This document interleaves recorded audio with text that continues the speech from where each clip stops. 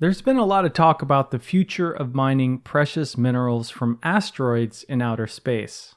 Some say that this is a great idea because there might be less mining on Earth, which mining on Earth is detrimental to the environment as it requires a lot of resources, changes and pollutes the environment, among other issues.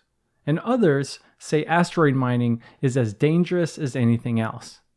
So if there are problems with mining in outer space, what are they? Let's discuss some of the conflicts with asteroid mining. Welcome to the Global Network. Please support us by clicking the like button and subscribing to our social media accounts to stay up to date with our content. If you want to go further, consider joining our organization by visiting our website, spaceforpeace.org.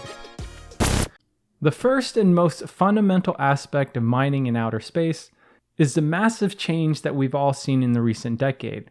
Outer space missions were originally led in nation-states, but today they are led by corporations, specifically individual billionaires.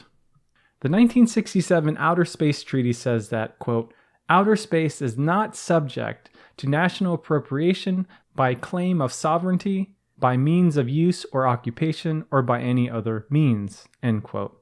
So, nations cannot own a celestial body like an asteroid. And so this treaty refers to nations, but has no mention of private companies. This gives way for private companies to do whatever they wish. After all, the foundation of capitalism is individualism, which emphasizes the urge to act independent of any collective, community, or even nation.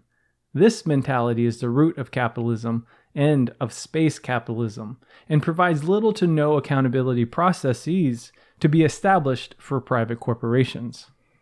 If corporations and private individuals are leading the mining of outer space, it pushes the issue towards more privatization of space, which in turn will push for more privatization on Earth.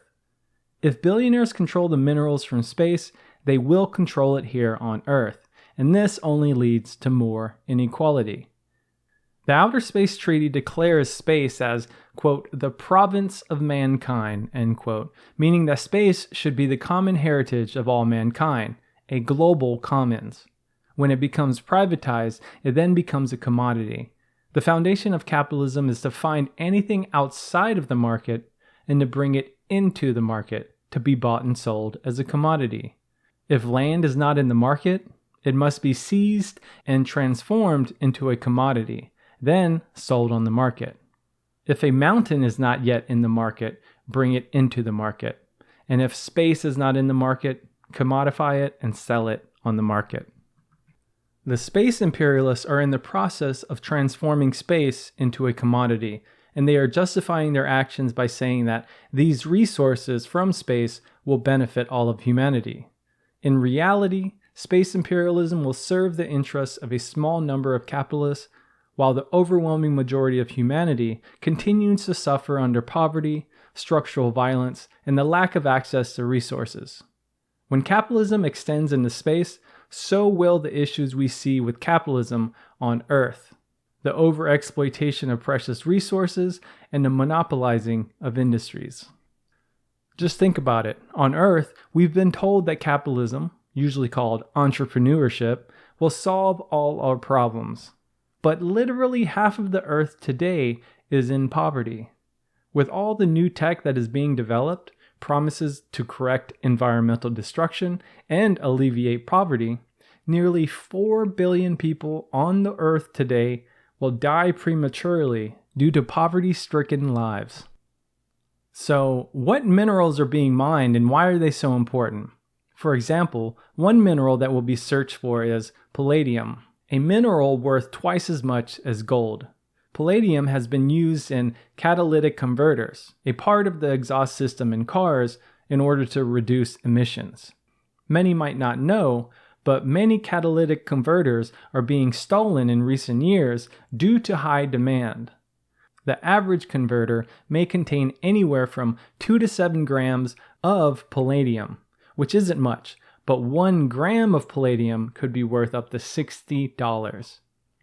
Precious minerals and asteroids in space may serve the same role as oil did on Earth, possibly extending geopolitical struggles into astropolitical conflicts.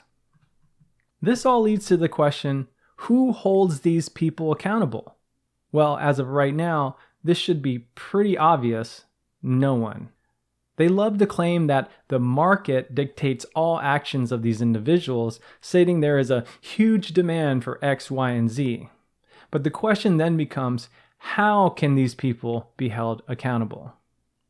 New treaties and legislation is required in order to hold space imperialists accountable. This means that more action through the public sphere, more accountability from government, is necessary to intervene into the actions of corporations and billionaires. This requires more people to get involved, to become political, to build a stronger government in the interests of the people rather than in the interests of the capitalists and the imperialists. These new treaties and legislation need to target private companies, corporations, and mega billionaires to hold them accountable, limit their actions, and really tax the heck out of them for the benefit of the majority. After all, if the majority is calling for an action against the minority, isn't that democracy? Yet the political leaders have done exactly the opposite, where they use their political power to serve the interests of a tiny group of billionaires over the interests of the majority. For example, President Obama passed the American Space Act in 2015. This act essentially allows for private ownership of space resources, but only applies to companies owned by U.S. citizens. The very first line of the act states, "To permanently secure the United States as the preeminent spacefaring nation and for other purposes." This one line clearly goes against the 1967 Outer Space Treaty. The American Space Act also authorizes the president to facilitate the commercial exploration and utilization of space resources to meet national needs. And what exactly does national needs mean? According to the 100 years of history, national needs usually means needs of the elite and not the needs of the majority. So, if political leaders are paving the way for billionaires to colonize outer space and to serve their own interests in the name of national interests, as well as in the name of all of humanity, these political leaders should be held responsible just as much as the space imperialists. We need activists, groups of people, and grassroots organizations to begin to have discussions about what type of legislation and treaties should be required to hold these space billionaires accountable, and the politicians that represent them. What needs to be updated is the 1967 Outer Space Treaty. We should ask questions like, how can the minerals being extracted from space benefit the majority of Earth's inhabitants? How can we fight the exploitative nature of space imperialism? These questions and much more are required for us to ask, to answer, and to organize our ideas into actions. We at the Global Network urge all of us and our organizations to include these questions into your discussions and to push for a future free from exploitation, oppression, and inequality. These billionaires do not serve the interests of humanity. They serve themselves and themselves only.